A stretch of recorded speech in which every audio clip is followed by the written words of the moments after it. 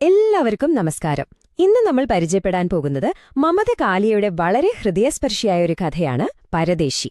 രണ്ട് വ്യത്യസ്ത സംസ്കാരങ്ങൾ തമ്മിൽ കണ്ടുമുട്ടുമ്പോൾ യഥാർത്ഥത്തിൽ എന്താണ് സംഭവിക്കുന്നത്? നമുക്കൊരുമിച്ച് നോക്കാം. അതെ, ഇതാണ് ഈ കഥയുടെ കാതലായ ചോദ്യം. രണ്ട് വ്യത്യസ്ത ലോകങ്ങൾ, രണ്ട് വ്യത്യസ്ത സംസ്കാരങ്ങൾ, ഇവ തമ്മിൽ ചേരുമ്പോൾ എന്തായിരിക്കും ഫലം? പരദേശി എന്ന ഈ കഥ നമ്മളെ കൊണ്ടുപോകുന്നത് ഈ ചോദ്യത്തിന്റെ ഉത്തരത്തിലേക്കാണ്. മമത കാലിയ എഴുതിയ പരദേശി എന്ന ഈ കഥ നമ്മുടെ നാടിന്റെ നന്മയെക്കുറിച്ചും മനുഷ്യബന്ധങ്ങളുടെ ആഴത്തെക്കുറിച്ചുമൊക്കെയാണ് സംസാരിക്കുന്നത്. ഇതൊരു കഥ എന്നതിലുപരി സ്നേഹബന്ധങ്ങളെക്കുറിച്ചുള്ള മനോഹരമായൊരു ഓർമ്മപ്പെടുത്തൽ കൂടിയാണ്. ഈ കഥയുടെ ഹൃദയത്തിൽ രണ്ട് ലോകങ്ങളും രണ്ട് വ്യത്യസ്ത കാഴ്ചപ്പാടുകളുമാണുള്ളത്. നമുക്ക് ആ കഥാപാത്രങ്ങളെ ഒന്ന് അടുത്തറിയാം, അല്ലേ? ഒരു വശത്ത് നീരദ്, ഇന്ത്യൻ കുടുംബമൂല്യങ്ങളിൽ വിശ്വസിച്ച് അലഹബാദിൽ ഭാര്യയോടൊപ്പം സന്തോഷത്തോടെ ജീവിക്കുന്ന ഒരു സാധാരണക്കാരൻ. എന്നാൽ മറുവശത്തുള്ളത് റിച്ചാർഡാണ്, കാനഡയിൽ നിന്നുള്ള ഒരു പരദേശി, അതായത് ഒരു വിദേശി. ഏകാന്തത നിറഞ്ഞ ഒരു ഭൂതകാലവും പേറിയാണ് അദ്ദേഹം ഇന്ത്യയിലേക്ക് വരുന്നത്. അപ്പോ കഥ തുടങ്ങുന്നതിങ്ങനെയാണ്. നീരദിന്റെ സഹോദരന്റെ കൂടെ ജോലി ചെയ്യുന്ന ഡോക്ടർ റിച്ചാർഡ് അവരെ കാണാനായി വീട്ടിലേക്ക് വരുന്നു എന്നൊരു വാർത്ത കേട്ടുന്നു. അതോടുകൂടി ആ വീട്ടിൽ അതിഥിയെ സ്വീകരിക്കാനുള്ള വലിയ ഒരുക്കങ്ങൾ തുടങ്ങുകയാണ്. ആ വിദേശിയായ അതിഥിയെ വരവേൽക്കാൻ ആ കുടുംബം മുഴുവൻ ഒരുമിച്ച് തയ്യാറെടുക്കുകയാണ്. ഇതൊരു സാധാരണ വീട് വൃത്തിയാക്കലല്ല കേട്ടോ, മറിച്ച് വരുന്നയാൾക്കതൊരു അന്യ വീടായി തോന്നരുത്, സ്വന്തം വീടുപോലെ തോന്നണം എന്ന ആഗ്രഹത്തോടെയുള്ള ഒരു സാംസ്കാരിക പ്രകടനം തന്നെയാണ്. അവരുടെ ഒരുക്കങ്ങൾ ശരിക്കും ഗംഭീരമായിരുന്നു. വീട് മുഴുവൻ വൃത്തിയാക്കി ഒരു കൊതുകുപോലുമില്ലാത്ത അവസ്ഥയിലാക്കി. റിച്ചാർഡിന് ഇഷ്ടപ്പെടുമെന്ന് കരുതി പിക്കാസോയുടെയും ഡാവിഞ്ചിയുടെയൊക്കെ ചിത്രങ്ങൾ വെച്ച് വീട് അലങ്കരിച്ചു. അതുമാത്രമല്ല, നമ്മുടെ ഇന്ത്യയെ പരിചയപ്പെടുത്താനായി ഖജുരാഹോയിലേക്കും സാരാനാഥിലേക്കുമൊക്കെ ടൂർ വരെ ബുക്ക് ചെയ്തു. ഇതിൽ നിന്ന് തന്നെ ആ അതിഥിയെ അവരെത്രമാത്രം വിലമതിക്കുന്നു എന്ന് നമുക്ക് മനസ്സിലാക്കാം.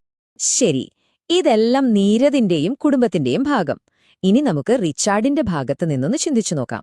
ഈ അവിശ്വസനീയമായ സ്നേഹവും സ്വാഗതവുമൊക്കെ അയാൾ എങ്ങനെയായിരിക്കും കണ്ടിട്ടുണ്ടാവുക? ആ ആതിഥേയത്വത്തിൽ റിച്ചാർഡ് ശരിക്കും അലിഞ്ഞുപോയി. അയാൾക്ക് താനൊരു അന്യനാണെന്നോ അപരിചിതനാണെന്നോ ഒരു നിമിഷം പോലും തോന്നിയില്ല. മറിച്ച് ആ കുടുംബത്തിലെ ഒരംഗത്തെപ്പോലെ, താൻ അവിടെ തന്നെ ജീവിക്കുന്ന ഒരാളെ പോലെയാണ് അയാൾക്ക് തോന്നിയത്. പക്ഷേ റിച്ചാർഡിനെ ഏറ്റവും ആകർഷിച്ചത് ആ വലിയ അലങ്കാരങ്ങളോ ടൂറുകളോ ഒന്നുമായിരുന്നില്ല, മറിച്ച് ആ കുടുംബം തന്നെയായിരുന്നു. 3 തലമുറകൾ ഒരേ വീട്ടിൽ ഒരുമിച്ച് സ്നേഹത്തോടെ കഴിയുന്ന ആ കാഴ്ച അയാളെ വല്ലാതെ അത്ഭുതപ്പെടുത്തി. പക്ഷേ എന്തുകൊണ്ടാണ് ആ ഒരു കാഴ്ച അയാളുടെ മനസ്സിനെ അത്രയധികം സ്പർശിച്ചത്? അതിനു മാത്രം എന്താണിത്ര പ്രത്യേകത? അതിന്റെ ഉത്തരം ഒരൊറ്റ സംഖ്യയിലുണ്ട്: 12. അതെ, 12 വയസ്സുള്ളപ്പോഴാണ് റിച്ചാർഡിന്റെ അച്ഛനും അമ്മയും വേർപിരിയുന്നത്. അന്നു മുതൽ അയാൾ ഏകാന്തതയുടെ വേദന അനുഭവിച്ചാണ് വളർന്നത്. അപ്പോ വർഷങ്ങളായി തനിക്ക് നഷ്ടപ്പെട്ട ആ കുടുംബസ്നേഹം കൺമുന്നിൽ കണ്ടപ്പോഴാണ് റിച്ചാർഡിന് അത്രയധികം സന്തോഷം തോന്നിയത്. ഈ ഒരു തിരിച്ചറിവാണ് നമ്മളെ ഈ കഥയുടെ യഥാർത്ഥ സന്ദേശത്തിലേക്ക് എത്തിക്കുന്നത്: കുടുംബം എന്നതിന്റെ പ്രാധാന്യം.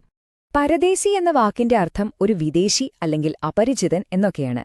പക്ഷേ ഈ കഥയിൽ ആ വാക്കിന് പുതിയൊരർത്ഥം കൈവരുന്നു.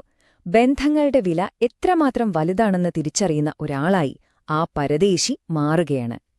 അതായത് റിച്ചാർഡ് എന്ന ആ പുറത്തുനിന്നുള്ള ആളുടെ കണ്ണുകളിലൂടെയാണ് നമ്മൾ നമ്മുടെ സ്വന്തം സംസ്കാരത്തിന്റെയും കുടുംബബന്ധങ്ങളുടെയും വിലമതിക്കാനാവാത്ത മൂല്യം മനസ്സിലാക്കുന്നത്.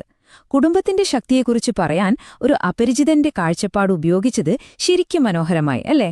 അപ്പോ ഈ കഥ നമുക്ക് മുന്നില് ഒരു ചോദ്യം വെക്കുന്നുണ്ട്.